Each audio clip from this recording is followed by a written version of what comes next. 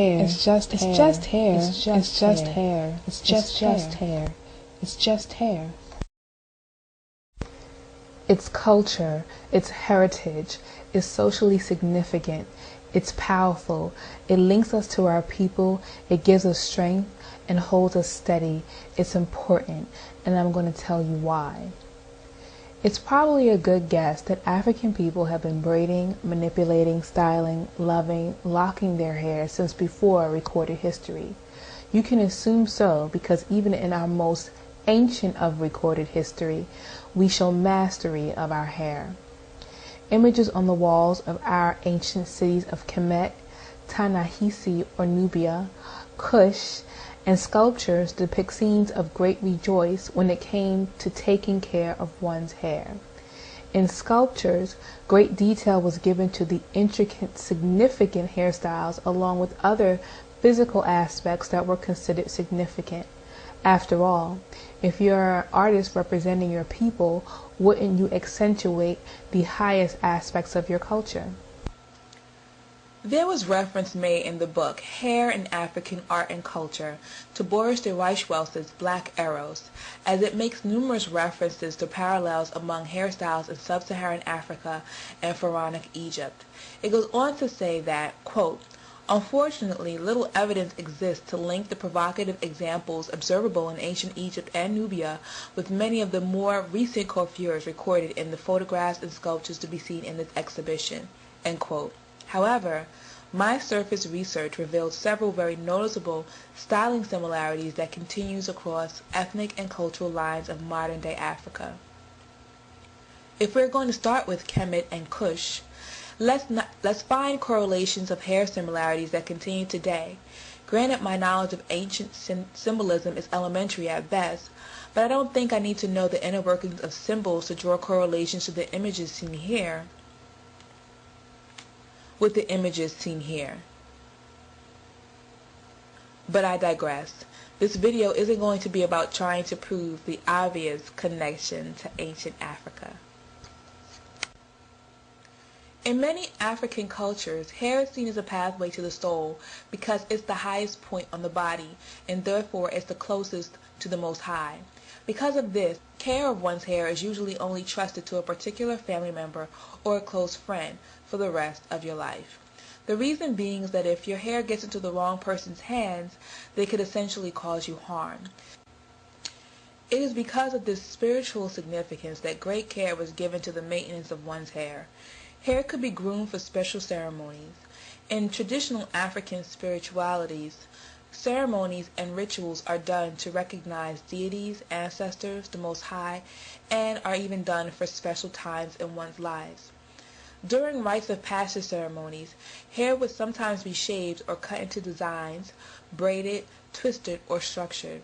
Our hair is considered as the proof, the mark of God's design, and thus is always integral in spiritual life. And it is something that is instilled from birth. Fontanel hair, for example, or patch of hair that is left on the softest part of the baby's head, serves as protection against bad spirits. Throughout sub-Saharan Africa, the cutting of a child's hair for the first time demands ritual. The baby's mother carefully keeps the cut hair in a basket, which is justified by the fear that hair, likened to the soul, may fall into the wrong hands. However, design isn't always singular. In many cases, it serves a dual purpose that straddles spirituality and ethnic identification.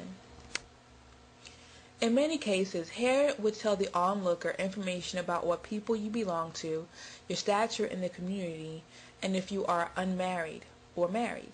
For instance, young Pule or Fulani girls wear very tight longitudinal braids going from forehead to nape, falling down the shoulders and the back, while transversal braids emerge from the side of the head.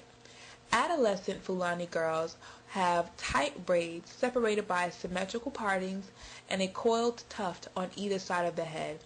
Unmarried Wolof girls partially shave their heads while leaving a little tuft of hair on the top. In other instances, some warriors cut their hair off before going to battle, to be left with their mothers or wives.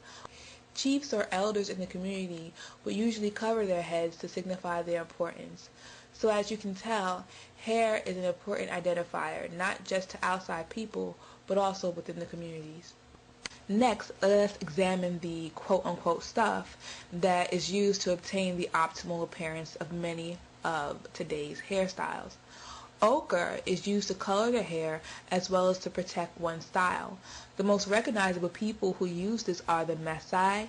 However, the Himba, Kavango, Banza, as well as other groups use this as a hair aid. Beads, shells, stones, gold, silver, shea butter, palm oil, butterfat, and vegetable fibers are some of the other things used as well. Vegetable fibers are used to extend the hair. And when we talk about this, it's important to know that hair extensions aren't a product of white colonial rule of Africa. Even the most ancient of our ancestors wore wigs and extensions. However, back in those days, the use of false hair was to obtain a different African hairstyle because some of the styles defied even real hair capabilities. Before the advent of plastic hair you can buy from beauty supply stores, African people used human hair and vegetable fibers. Men would weave the hair of their wife into their own hair to create long flowing locks. Vegetable fibers were used to extend and wrap around the hair, as seen with the Himba people. False hair was used to extend the hair over structures and was used in addition to human hair to create the okuku wigs, as seen with these Benin queens. However, the one theme I have noticed hair extensions are used for is to create long, flowing, lock-like hairstyles like the Mbalantu of Namibia. It is a popular belief that locks originated with the Rastafarians of Jamaica.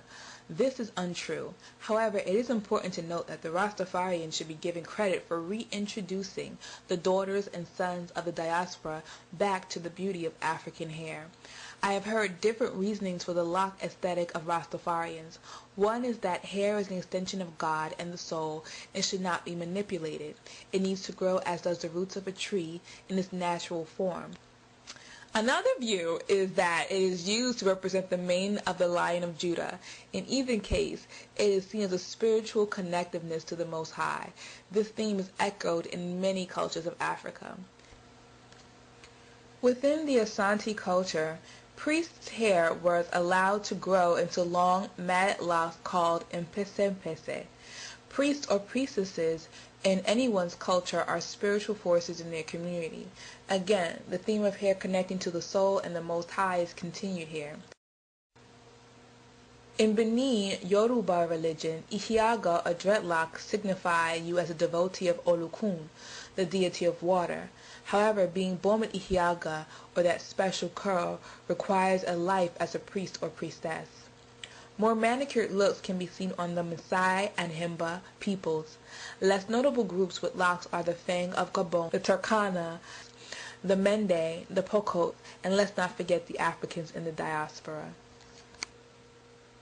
Remember earlier when I stated that there was a similarity that carried across different ethnic and cultural boundaries? Well, this style seems to be the one connective fiber. As seen in the images on the ancient walls, the style of hair has continued till today. The importance of the head in African culture is seen through our love of hairstyles. The inner head is the most important part of culture and spirituality. However, I think that the design details that we give to the outer head is the one that we make manifest from the inside. According to Yoruba theology, although the physical head is highly valued because of its social and biological importance as a site of perception, communication, and identity, it is regarded as no more than the outer shell for the inner head. It is also called orioje, or external head. The desire for the harmony between the two aspects of the head is expressed in the popular prayer, Orienu mi komabati. May my inner head not spoil my outer one. It is my belief that this style is an attempt to reach the Most High, an antenna, if you will. Maybe if the people who wear it have lost the original meaning, the soul has not. As African people, we have continued to cultivate the art of hair, even if we don't know why we do it. As Africans in the diaspora whose history and culture has been stripped, stolen, raped. It's a wonder that any of us know anything about who we are. It is even more amazing that something so simple as hairstyling was non-existent in our diasporan culture for many hundreds of years. But when given the freedom to explore identity through hair, we have continued a legacy, a history, a culture. It is my belief that we should never discredit hair in our culture as something insignificant. It's an identity that I am proud of, and you should be too. For my ancestors and for the future generations, I will be the continued legacy. It's not just hair. Ashe.